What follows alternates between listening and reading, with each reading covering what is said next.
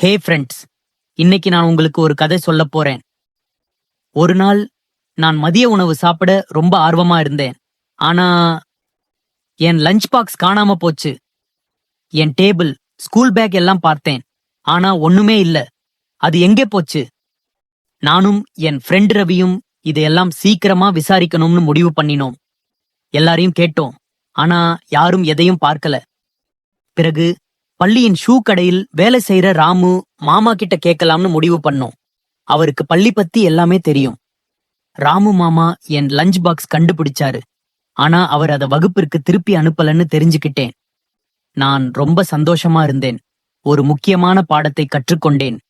ஏதாவது தப்புன்னு நீங்க நினைக்கும் போதெல்லாம் நம்பிக்கையோட பொறுமையா இருங்க. உண்மையத் தேடுங்க. இன்று நாம என்ன கற்றுக்கொண்டோம்? எப்போதும் எதிர்மறையை முதல்ல தவிர்க்கணும். பொறுமையுடனும் அன்புடனும் உண்மையத் தேடுங்க. என் கதை உங்களுக்கு பிடிச்சிருந்ததா? சப்ஸ்கிரைப் பண்ணுங்க. மீண்டும் சந்திப்போம்.